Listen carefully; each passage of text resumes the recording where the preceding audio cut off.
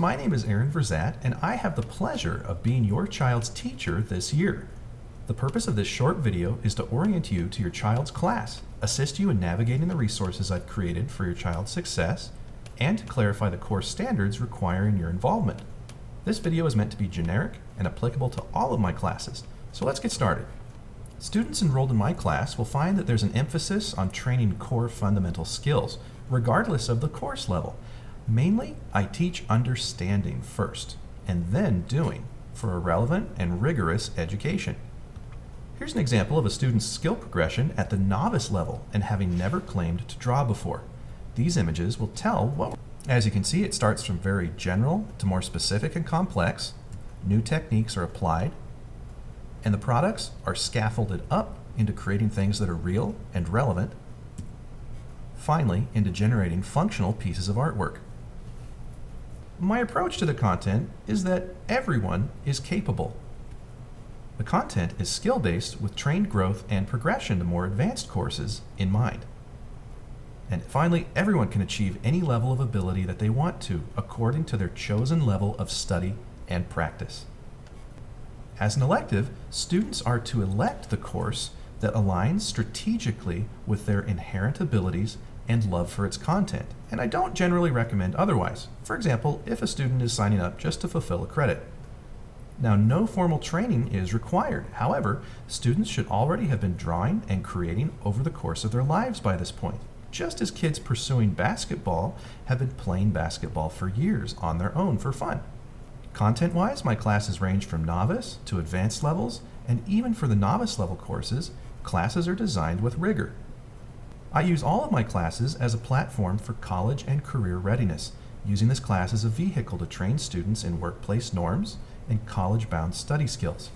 This means that your children will see that I emphasize personal study, note-taking, time management and organization, problem solving, critical thinking, and self-management.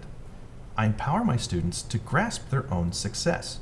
I provide high levels of support, and I have clear standards for that success. Students account for their own learning, and I always offer opportunities for them to recoup any deficits and patch any knowledge gaps. Those who want to achieve success come and grasp it through their initiative and their proactivity.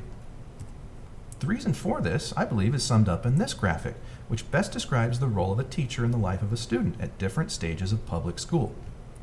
The teacher has a hands-on approach at the elementary level. For example, we have a student learning to ride a bike, and unless the student has something serious happen or they hop off the bike, it's got training wheels to keep them safe. At middle school, we're getting the kids ready for transition into high school, and the teacher has a hands-on and hands-off alternating approach.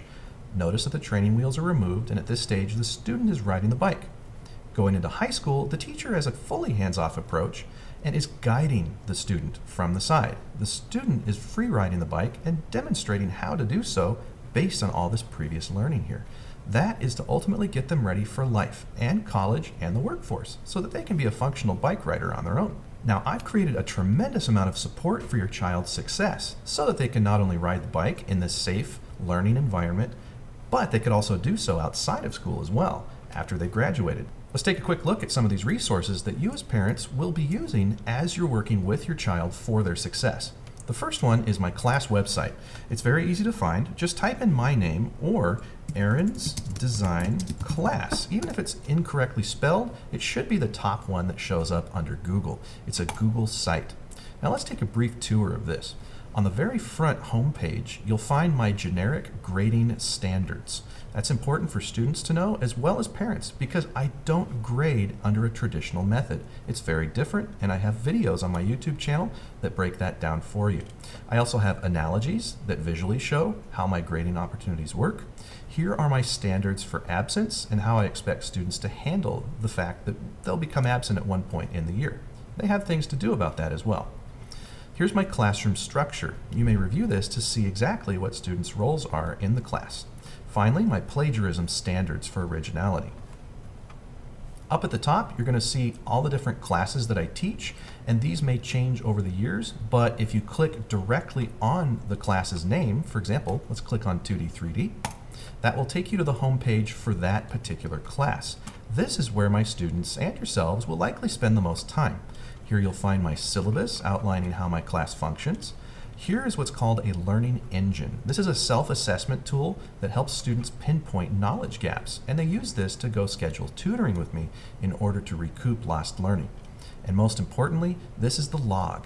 Every day I enter what we have done. And so if a student is absent on a day, they can still know exactly what they missed and communicate with me and see where they should be on their project when returning, and maybe even do something about it before coming back.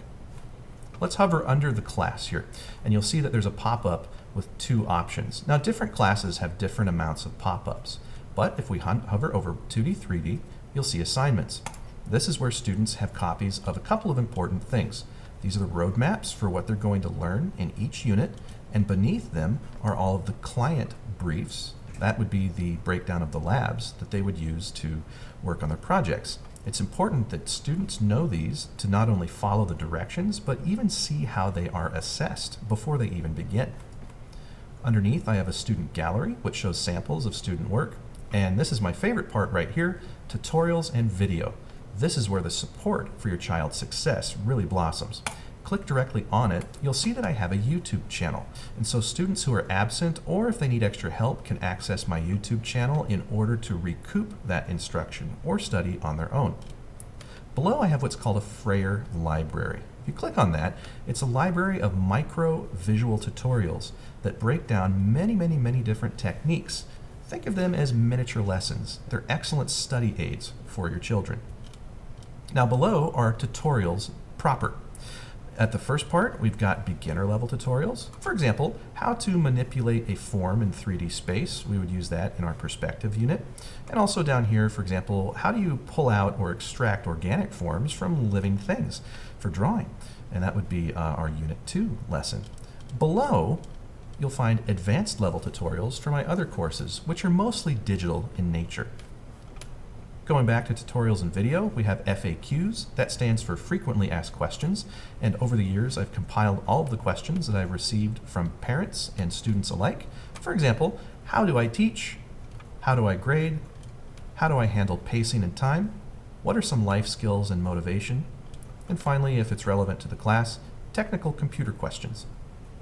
Our communication together is an important part of your child's success, even though the bulk of the action is on the student's shoulders for that success. You and I are partners in that success. The main way that I communicate with the home is via email. These emails take the form of personal emails and also mass notices. If I see that a class is having trouble turning in their work, for example, you'll likely be receiving a generic notice to check your child's grades in Hack, and I leave it up to the parent to follow up with me.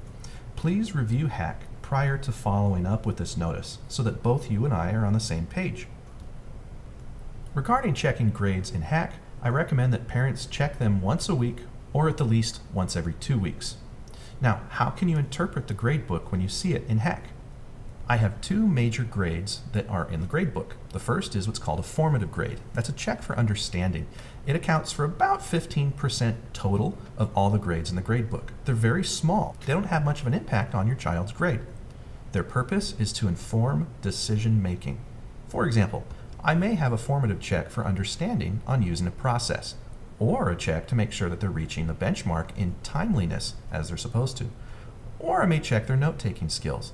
These all should inform you, the parent, and your child how they should be doing business from day to day in the course. Now, there is a correlation between the second grade that I have, and that's called a summative. Summatives in total account for 85% of your child's grade. They have the biggest impact. Think of them as the big tests to demonstrate their learning. So in general, I find that the summative grades are almost identical with the formative grades. Regarding attendance, I treat it like the workplace. We're all going to miss time. However, I have clear standards for how my students are to handle it, and they need your support in order to achieve. The bottom line is that if a student misses my class for any reason, excused or unexcused, they need to do two things. The first is that they need to communicate with me, either in advance or during their absence. The second is they have to make it up in some manner. Most will need your help in making this leap into independence. Please review my video titled Attendance and Pacing, and it outlines different situations for how I expect students to handle it. When returning from winter break, that calendar day will be the cutoff for any late work. Anything before this point will be locked down. After this point, most of my remedial opportunities, such as redoing older assignments, will expire. I'll remind parents and students of this in November, and my students will hear about it at the beginning of the year and almost daily after Thanksgiving.